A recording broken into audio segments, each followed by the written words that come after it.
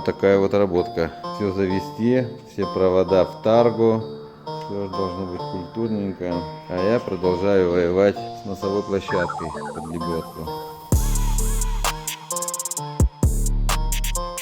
Вот пришла консоль вот такая от компании Skybot с рейлингом, со стеклом. Вот так она выглядит в базовом варианте. Будем опускать сантиметров на 15, чтобы было удобно сидеть. Будем выпиливать эту стену, двигать ее к борту, заводить на баллон. То есть одной частью она будет находиться на полу, крепиться за пол, а второй частью будет крепиться на баллон. И соответственно она будет, так как здесь подразумевается сидеть два человека, и чтобы было удобно ее разместить и удобно управлять судном, она будет заходить вот так на баллон и будет вот так. Да, сейчас мы, значит, поменяем здесь клапан. Вот эта резинка, которая стоит на клапанах, она очень плохо стравливает воду. Тут клапан по сравнению с днищем находится очень высоко. И поэтому мы поставили вот такой клапан, для того, чтобы можно было защитить от накатной волны задней и также быстро спустить воду. Очень просто будет работать, поднимается, закрывается. Так, вот у нас в процессе сборки электрика. Готовим к прикатке консоль. Вот так зашлифовываем края и будем потом прикатывать. Прикатали пол спереди, чтобы здесь никакой мусор не собирался под фанерой. Борта прикатали, кантики фанеры проклеили резиной, чтобы ничего там не терлось, ПВХ не терло. Сделали вот такие вот все деления, тянули фанерку, поставили аналогические лючки, чтобы был подход к клапанам. Геннадий готовит колоночки под банкой, туда будет вставляться динамики. Вот здесь уже низ подготовлен. Вот сделаны такие уголки поставлены, и к ним на клепке будет ставиться стеночки из фанеры под динамики. Что такое, да? Да, попадешь. Компромат. Нет, попадешь у нас на YouTube канал. А на YouTube канал? Задача такая, вот он будет стоять на этом уровне. Сюда нам надо, чтобы вставлялись бутылки под полторашки. Охота крепкая. Понимаешь? Да. В ней, короче... А в ней под бутылку вышита херня. Вот это. Да, короче, дырка...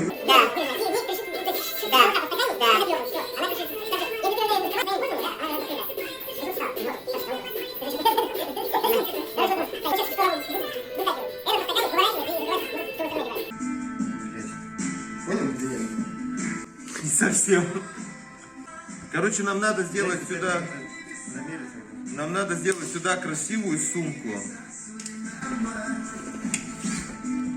Красивый прям. Да. Я полностью полагаюсь на тебя, Денис. Да? Ты же у нас профессионал в этом деле. Ну, хороший Степан. Да. Да, ладно. Окей. Лентент рулит. Йо. Йо. Так, ну что, на финишной прямой. Устанавливаем топовый огонь на нержавеечные клепочки. Идеалити. О, аккумулятор садится. Ладно, еще клепочку надо как-то засадить. Есть. Клепочник справился. Вот, смотрите, ребята. Коса, блин, как, я не знаю, это какой-то, не знаю, как военный, как-то узел связи. Это атомная станция. Атомная станция. Сколько тут проводов надо все собрать. Сколько всего, ё-моё. А вроде-то посмотришь, что там аудио, тахометр с указателем уровня топлива, заряда батареи, панель переключателей. А по факту вот такой пух получился проводов. Ладно, господа, волшебные руки будут творить чудеса. Ничего не увидите в красоте. Приветствуем вас на канале Professional Life. Меня зовут Сергей. Подошли мы наконец к завершающей части нашего проекта.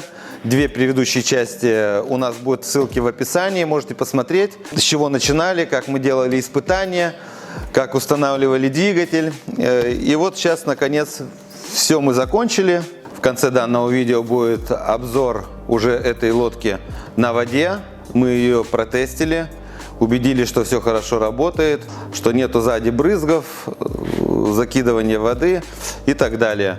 Значит, ну и первое, с чего я хотел бы начать, начнем с носовой части, как обычно. Это у нас носовая площадка. Мы ее заказывали в компании Винбот от Риба 440-го. Мы ее подрезали, прикатывали. Все сейчас стоит надежно. На нем можно спокойно и стоять, а уж о том, чтобы там якорь выдержал, там вообще даже речи нет. В площадке мы поставили 2 швартовых уточки из нержавейки 125 миллиметров. Заменили якорный руль, поставили вот такой полиуретановый, обрезали его. Это упорный килевой ролик для лодки. Он очень прочный. В комплектации с данными лебедками идет вот такой якорный руль, но он слабенький, быстро разваливается, поэтому мы сразу его сняли, отдадим Николаю его как в запас, на память, пусть будет. Лебедка у нас, это называется Big Water, но это такая же, как Сипро, может быть немножко отличается кнопочками. У него 2 поста управления, либо на самой лебедке,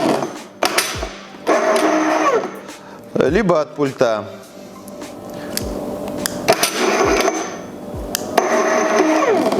Все, провода мы через гофрку, как положено, вывели уже сюда в консоль. В консоли у нас аккумуляторный ящик. Сюда мы вот установили аккумулятор. Сверху на крышку мы поставили выключатель массы. Значит, что по консоли?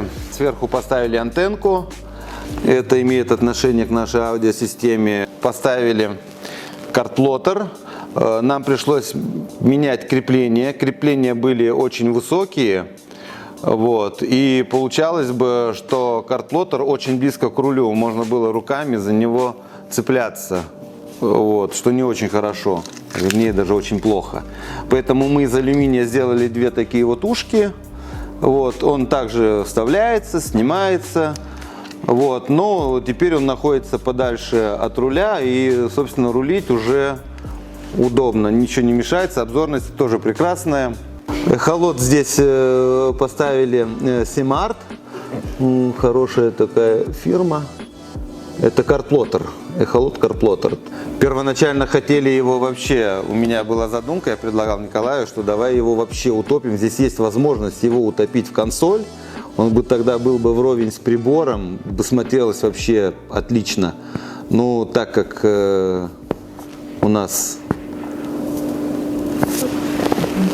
это потом нигде не оставить, воруют, поэтому решили, что лучше сделаем съемным. Значит, дальше мы поставили тахометр. Здесь он показывает уровень топлива, заряд аккумулятора. Тахометр мы на последних испытаниях уже откалибровали, потому что здесь в помещении откалибровать возможности не было, так как стоит улитка, а не редуктор. Поэтому здесь подача воды уже в гаражных условиях невозможно. Подсветку, значит, мы сделали, как обычно, от ходовых огней. Вот она, решили оставить здесь на подсветке желтый цвет. Вот ходовые огни. И на трубу как раз нормально, легко ставятся и нормально светят. Повернули их в правильном направлении. Значит, топик такой поставили, светодиодный тоже, из нержавейки. Ну и фара. Вот я сейчас ее включу, и дальше уже она от пульта. Раз, имеет 2 положения работы: в мигающем свете и в постоянке.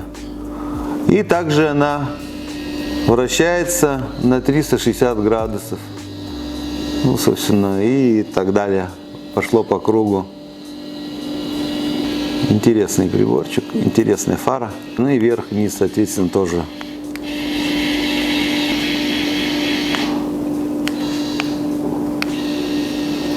Дальше у нас тумблер включения передних фар. Вот замечательные эти фары, так ярко светят. Ну и одна клавиша у нас осталась свободной. Сюда поставили гнездо USB на 2 порта. Здесь поставили прикуриватель, поставили аудиосистему.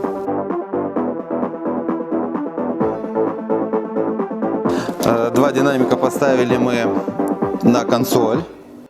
И 2 динамика поставили под заднюю банку. Также в коробах под динамики мы поставили еще одну USB зарядку и прикуриватель. Машинка оригинальная Yamaha. Поставили ее вот таким образом. Тут включать удобно и чтобы не цепляться руками ни в рейлинг, никуда. Здесь еще поставили спиннинг-держатель. Наш Николай попросил, чтобы у нее был свой под рукой. Тут, если мало ли решит там поставить спиннинг и следить за поклевками. Значит, ну и, конечно, все завели в гофры, чтобы никаких проводов не торчало. Вот сюда еще поставили такой спиннинг-держатель. Вот, это для пассажира, чтобы у всех был свой спиннинг-держатель. У Николая, у товарища его тут будет, он тоже троллить, ходить там, свой спиннинг здесь. Не надо там просить: ребята, поставьте мой спиннинг куда-нибудь. У него будет свой. И также он снимается легко и заглушечкой закрывается. При ненадобности просто убираем сумку. Все. Надо, поставили. Все рулится отлично. Руль на приемлемой высоте. Абсолютно удобно держаться. Карплотер перед глазами с эхолотом. Приборы все четко видны. Машинка работает изумительно. Все четко рядом. Вот. Спиннинг тоже удобно все. Сидишь, о, у меня клюет, раз, вытащил. Стоя рулить тоже удобно. Где-то припарковаться, где-то там вырулить. Все четенько, удобно. Назад переход тоже вполне себе. Есть где ногу просунуть. Не надо переступать через все эти там сидушки. Раз, ногу просунул, прошел. Да, еще внимание хочу обратить на то, что мы сделали еще такой вот сливной клапан с шибером поставили. Вот. И так как туда рукой тянуться неудобно будет, поэтому сделали вот такой рычажок. Вот так он поднимается, опускается. Поднимается, опускается. Для удаления воды с лодки, если туда мало ли попадет. Раз, открыли, дали немножко газку, лодка накренилась, подняла нос и вода слилась. Потом при эксплуатации лучше закрыть, чтобы от задней накатной волны, чтобы сюда ничего не попадало. И в принципе, ну тут держатели для пассажиров. Вот я сижу, в принципе, вот тут и держаться нормально, за этот рейлинг можно. В принципе, все нормально. В принципе, все нормально. Вот. Ну, это пожелание нашего заказчика. Он так захотел, он так видит, ему так нравится, а мы так сделали. Значит, поставили вот такие сидушки через переходники поворотные. Она крутится там, как удобно, вокруг себя. Вот, то есть на стояночках можно становиться друг напротив друга, покушать, поговорить, выпить рюмочку. Задние тоже поставили через переходники, но они не поворачиваются вокруг себя, ну и особо смысла нет. Так, чтобы немножко там играло вправо-влево и все. Ну, здесь больше поставили переходники для того, чтобы и сидушки были повыше, потому что очень высокий пол здесь. Так комфортнее сидеть. Ну, сидушки, естественно, также все откидывается. Вот, так что для покатушек, ну, вот, куда-то поехать порыбачить вполне нормально. То есть 4 человека удобно размещаются. Все сидушки хорошо закреплены. То есть можно спокойно сидеть, откидываться. Потому что везде стоят у нас, здесь они стоят на этих коробах от колонок. А здесь у нас стоят по 2 шпильки с каждой стороны. И они приклеены к баллонам, усилены, все. То есть можно спокойно сидеть, без опаски, что там можно кувырнуться и так далее. Значит, полы. Здесь мы положили фанеру 9-миллиметровую, так как стойку надо было крепить к полу, и чтобы получить максимальную жесткость, положили полы. Мы их, вот они, я сейчас сниму эвоковрик.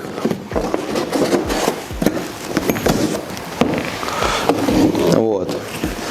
Это влагостойкая фанера. Верхняя часть покрашена, нескользящая часть покрашена в серый цвет. Значит, здесь мы их обрамили резиновым таким Г-образным там профилем или кантом, не знаю, как правильно это называется.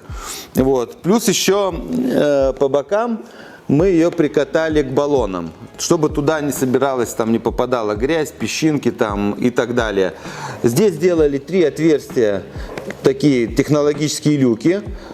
Под каждым из них находятся клапана для накачки, значит, днищевых баллонов. Вот, чтобы был нормальный доступ. Заказали вот такие эвоковрики, чтобы здесь было удобно убираться в лодке.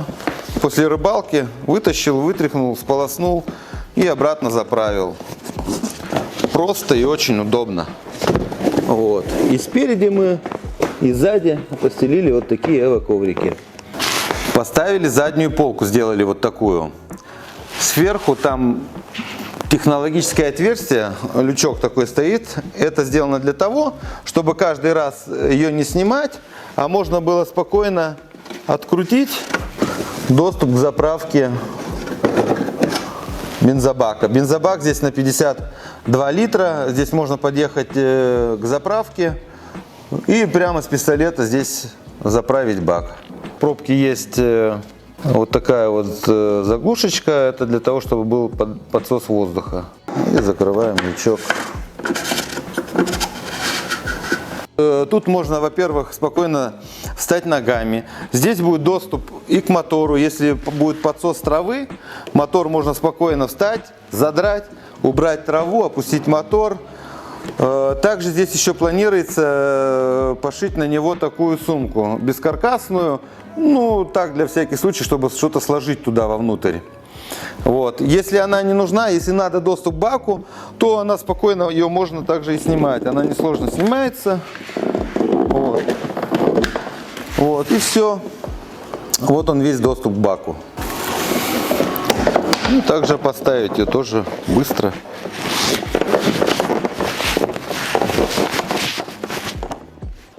Так, ну и мотор у нас также все через гофрки, все провода заложены к двигателю в одном пучке. Значит, подключение бензина. Значит, груша у нас вот. Подкачать. И также сюда убирается, все, ничего не мешается. Здесь еще вот у него такой трапик. Это был установлен до нас. Но достаточно интересная система. Откидывается и с воды забираться наверх очень удобно. Тут как бы и поручни получаются есть, и упоры есть.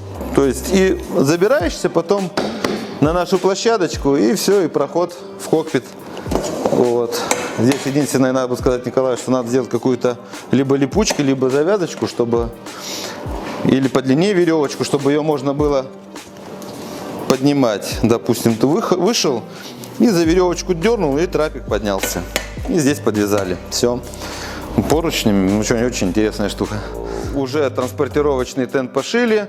Сейчас шьется тент носовой. Шьется тент крыша для этой лодки, значит. И будем готовить номера на эту лодку еще на баннерной ткани, чтобы она растягивалась и крепилась. Последний тест уже, когда установили, все, у нас есть видео, будет в конце. И, в принципе, на этом мы проект будем считать завершенным. На этом все. Спасибо всем за просмотр. Будет желание что-то оснастить, приезжайте, будем рады вам. До новых встреч! Мы район Рыбацкого, в Санкт-Петербурге, на Неве. Сделаем крайний уже тест-драйв. Осталось проверить все доработки, что осталось сделать. Может быть, погода хорошая, ветра нет. Ну вот, заправили бак 50-литровый. Сейчас подкачаем. Юра сейчас подкачает все. И будем запускать двигатель уже с новой топливной системой, с новым баком.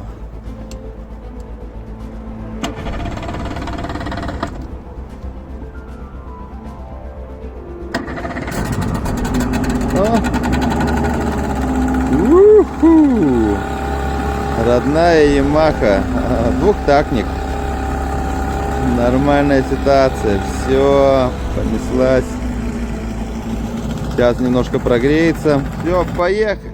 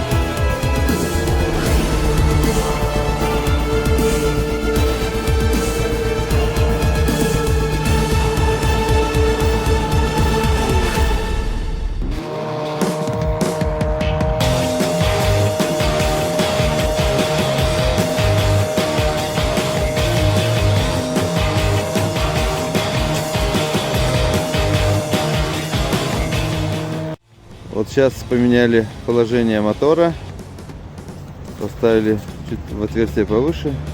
Попробуем еще раз.